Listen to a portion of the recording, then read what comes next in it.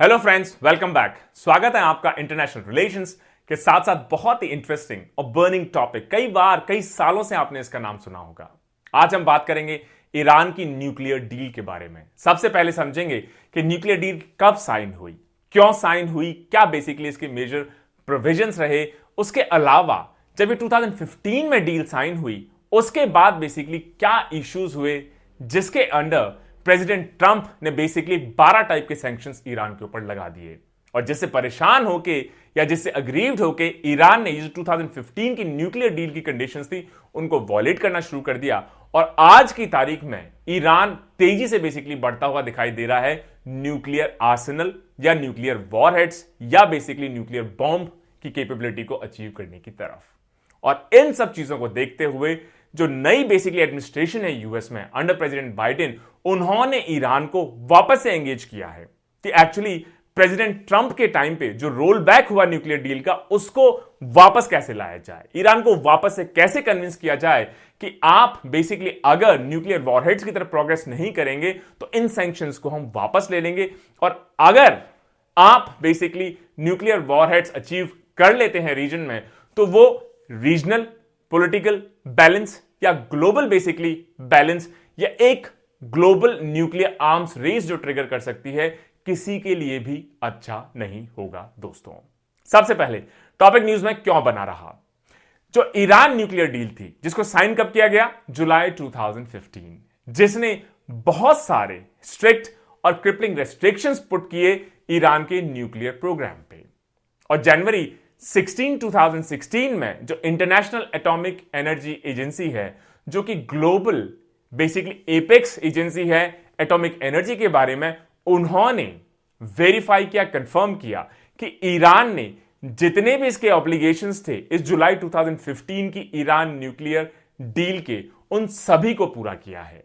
और इसकी वजह से ईरान के ऊपर जो इतने सालों से सैंक्शंस लगाए हुए थे उन सैंक्शंस को हटा लेना सही होगा।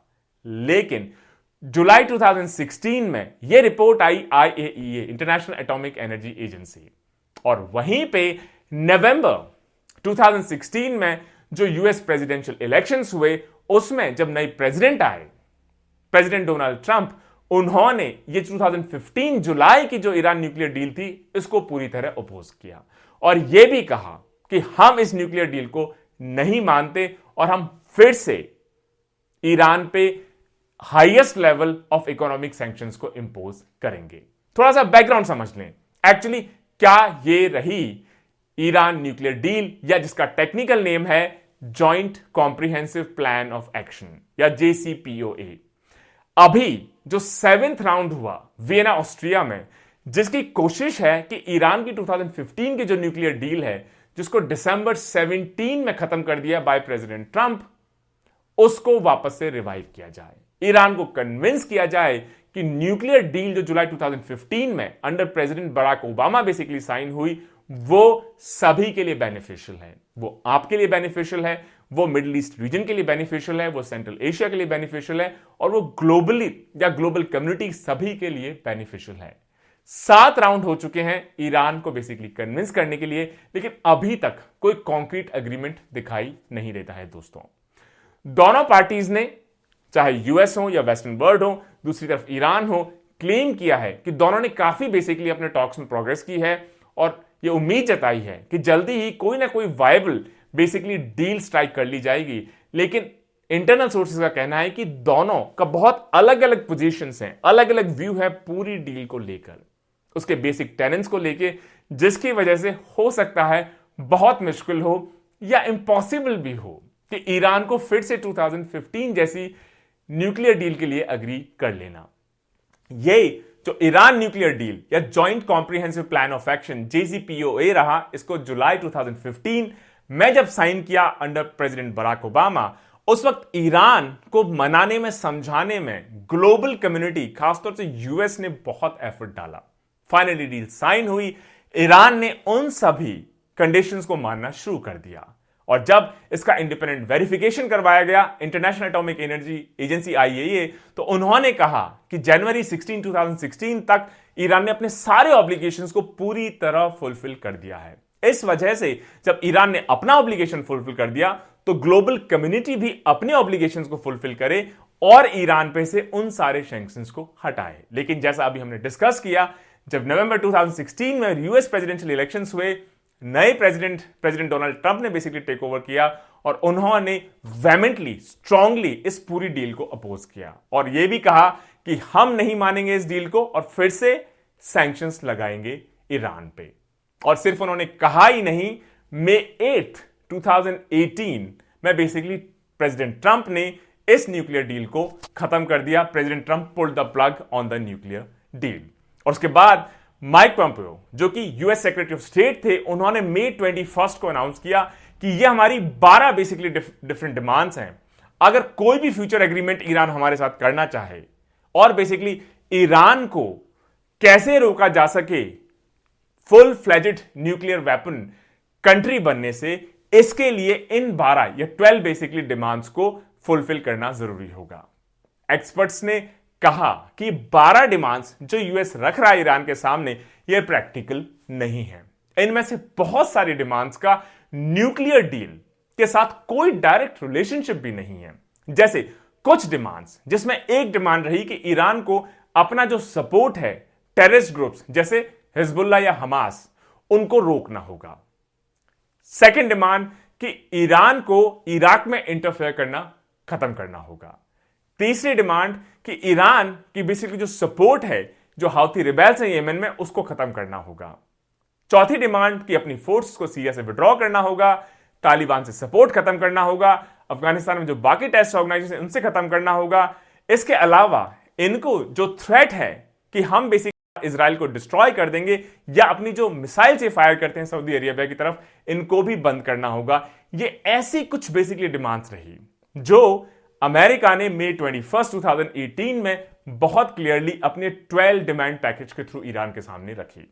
और क्रिटिक्स का और ईरान का कहना है कि ये जो डिमांड्स हैं ये हमारी जियोपॉलिटिक्स से रिलेटेड हैं, इनका न्यूक्लियर डील के साथ क्या रिलेशनशिप है। और जब इनका न्यूक्लियर डील के साथ कोई रिलेशनशिप नहीं है तो हम इन 12 अनरीजनेबल डिमांड्स को क्यों माने। लेकिन जब 2018 में प्रेसिडेंट डोनाल्ड ट्रंप ने इस डील को खत्म किया तो फॉर्मर जो यूएस प्रेसिडेंट रहे प्रेसिडेंट बराक ओबामा, उन्होंने इस बेसिकली ट्रंप के मूव को यह भी कहा कि बहुत सीरियस मिस्टेक है, क्योंकि बिना ईरान न्यूक्लियर डील या बिना JCPOA के यूएस के पास जो चॉइसेस होंगी बहुत पेचीदी भरी होंगी। एक हो सकता है कि हम ईरान को न्यूक्लियर वॉरहेड या न्यूक्लियर आर्म्ड कंट्री बनने से ना रोक पाए, और दूसरी सिचुएशन यह भी हो सकती है कि एक्चुअली अगर हमने ईरान को फिर से किसी एग्रीमेंट में एंगेज नहीं किया तो पूरे वेस्ट एशिया में किसी ना किसी स्टेज पे कभी ना कभी एक दूसरा वॉर भी छिड़ सकता है। गुड न्यूज अगेन, जब इलेक्शंस फिर से हुए, प्रेसिडेंट जो बाइडेन बेसिकली चुने गए as US president after president Trump, और प्रेसिडेंट जो बाइडेन ने जब ओरिजिनल डील साइन हुई थी 2015 में, तब एज वाइस प्रेसिडेंट बहुत बेसिकली मेजर रोल प्ले किया।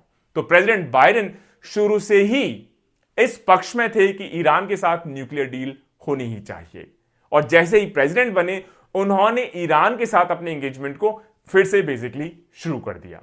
अभी तक टोटल 7 राउंड हुए हैं टॉक्स के, लेकिन अभी तक एक्सपेक्टेड रिजल्ट्स निकलकर नहीं आए हैं। लेकिन अच्छी बात यह है कि एटलीस्ट डिस्कशन तो स्टार्ट हुआ।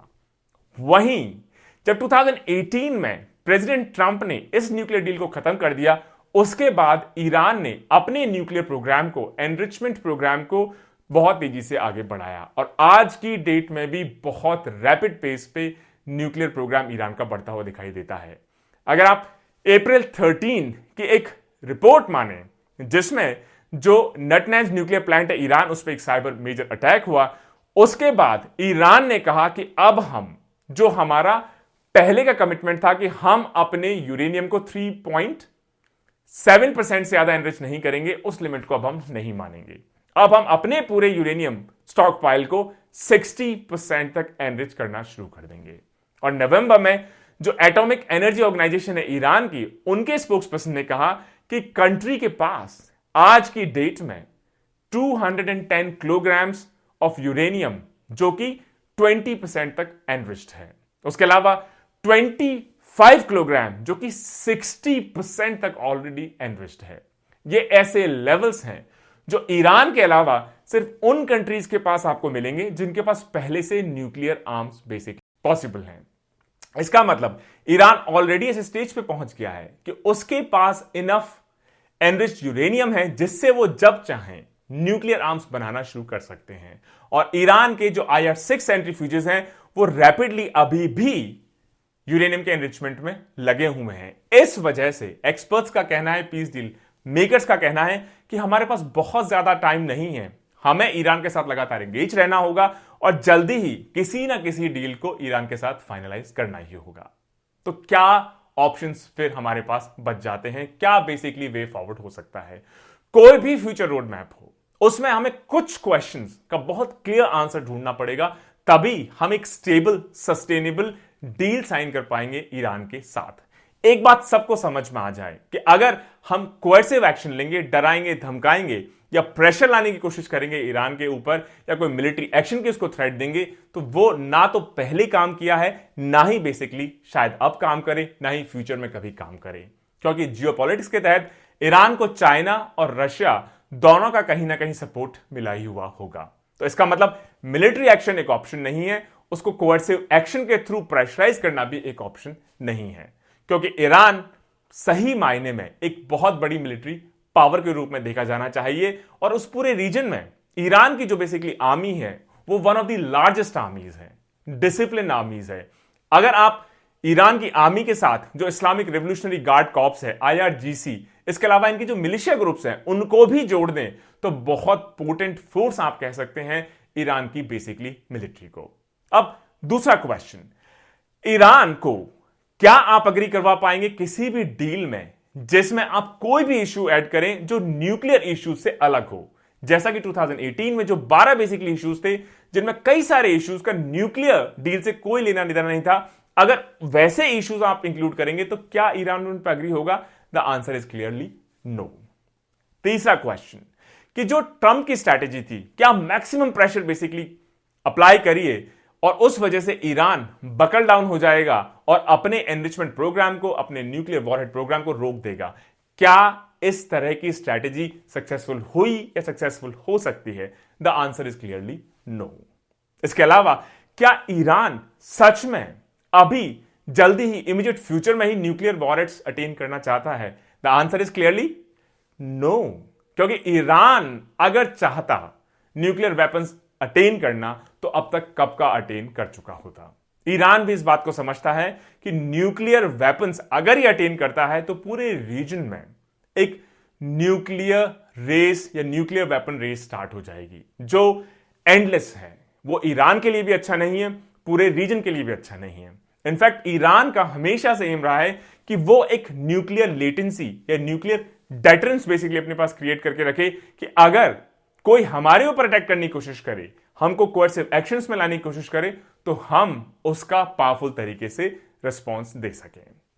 इसके अलावा यह भी समझने की जरूरत होगी कि अगर हमें इन डिस्कशंस को सक्सेसफुल बनाना है तो दोनों पार्टीज को, मतलब ईरान को भी, यूएस के साथ बाकी जो ग्लोबल वर्ल्ड है, लीडरशिप है, उनको भी थोड़ी सी गुडविल और फ्लेक्सिबिलिटी एक्सरसाइज करनी ही होगी।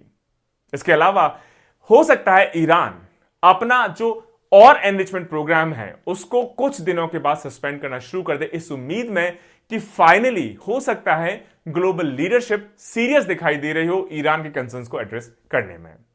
लेकिन यह भी आप समझ लीजिए कि अभी जो स्टॉक पाइल ईरान ने ऑलरेडी अचीव कर लिया है वो ही अपने आप में इतना सफिशिएंट होगा कि जब चाहे ईरान हो सकता है न्यूक्लियर वॉरहेड्स बना सके। इसका मतलब ईरान से अगर आप उम्मीद करें कि सिग्निफिकेंटली आप न्यूक्लियर प्रोग्राम को रोल बैक कर लें तो वो शायद ना हो पाए। सिर्फ हम इतना ही शायद कर पाए कि इससे आगे उसको और ज्यादा ना बढ़ने दिया जाए। जितना हो गया, अब कम से कम और एनरिचमेंट ना हो। इसके अलावा जो international atomic energy agency IAEA के इंस्पेक्टर्स हैं, इनको ईरान के न्यूक्लियर प्लांट्स को इंस्पेक्ट करने के लिए हो सकता है परमिशन दे दी जाए। ये अगर सब कुछ हो जाता है तो यूएस को भी फ्लेक्सिबिलिटी दिखानी होगी, उसको जो इकोनॉमिक सैंक्शंस प्रेसिडेंट ट्रंप के टाइम पे लगाए गए थे उनको वापस लेना होगा। और इस दौरान ईरान को जो 2015 की ईरान न्यूक्लियर डील की एक मेजर कंडीशन थी कि हम हमारे यूरेनियम एनरिचमेंट को 3.67% से ज्यादा नहीं बढ़ने देंगे, उस कंडीशन को फुलफिल करना होगा। और 6 महीने का जो पीरियड है जिससे ट्रस्ट दोनों बना सके, डिस्कशंस हो सके, दोनों साइड में निगोशिएशन बेसिकली हो सके, और हो सकता है एग्जैक्टली जो JCPO 2015 की थी, एग्जैक्ट टर्म्स एंड कंडीशंस वैसी ना हो, लेकिन अगर एक सिमिलर टाइप की डील भी साइन हो जाती है तो ये सभी के बेनिफिट में ही मानी जाएगी दोस्तों।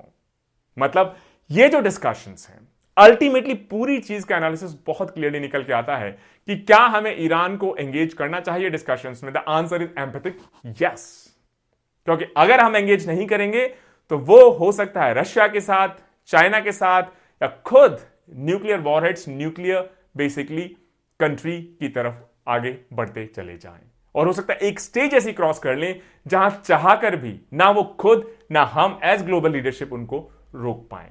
वो ईरान के लिए भी अच्छा नहीं, पूरे रीजन के लिए अच्छा नहीं, और ग्लोबल बेसिकली वर्ल्ड के लिए तो बिल्कुल अच्छा नहीं होगा।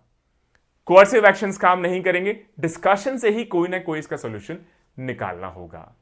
ईरान को अगर हम जबरदस्ती करने की कोशिश करेंगे तो इतनी बड़ी मिलिट्री पावर है कि जोर जबरदस्ती, कोर्सिव एक्शन या बेसिकली प्रेशर टैक्टिक्स हो सकता है ईरान जैसी कंट्री पे इफेक्टिव ना दिखाई दें, इनफैक्ट हो सकता है ज्यादा काउंटर प्रोडक्टिव हो। और यही देखने को आया 2018 कि प्रेसिडेंट ट्रंप के withdrawal of Iran nuclear deal के बाद कि ईरान ने फिर से अपने एनरिचमेंट प्रोग्राम को तेजी से आगे बढ़ाया, और आज ऐसी पोजीशन में है कि इतना एनरिच्ड यूरेनियम ईरान के पास अवेलेबल हो गया है कि वो जल्दी से प्रोसेस करके किसी भी दिन इसको न्यूक्लियर वॉरहेड्स में कन्वर्ट करना शुरू कर सकते हैं। तो दोस्तों, ओवरऑल एनालिसिस है कि इस तरीके से नी जग रिएक्शन कि 2015 में जो मेजर न्यूक्लियर डील साइन की, इसको फिर 18 में नई लीडरशिप ने वापस ले लिया, और अब चीजें इतना बढ़ गई हैं कि उनको वापस से नेगोशिएटिंग टेबल पे लाना या पहले जैसी कंडीशंस पे पहुंच पाना बहुत मुश्किल होता हुआ दिखाई दे रहा है। किसी भी जियोपॉलिटिकल डील या बेसिकली ग्लोबल स्टेज पे इस तरह के नी जग पॉलिसी चेंजेस मुझे लगता है नहीं होने चाहिए, क्योंकि हो सकता है एक्शन एक पर्टिकुलर कंट्री का हो, लेकिन उसका खामियाजा या उसके रिस्क या उसके नुकसान हो सकता है पूरे रीजन को या पूरे ग्लोबल कम्युनिटी को भुगतने पड़ जाए। लेट्स होप कि ये जो नेगोशिएशंस हैं जिसके 7 राउंड्स हो चुके हैं, ये जल्दी ही किसी पॉजिटिव आउटकम की तरफ प्रोग्रेस करें। नेगोशिएशन ऐसा हो ईरान का भी जिसमें बेनिफिट हो, सैंक्शंस लिफ्ट हो, अपने एनरिचमेंट को बंद करे, ताकि एक पॉलिटिकल बेसिकली स्टेबिलिटी वहां पे इंश्योर की जा सके पूरे रीजन में, ग्लोबल लेवल पे। Stay tuned. जय हिंद, जय भारत।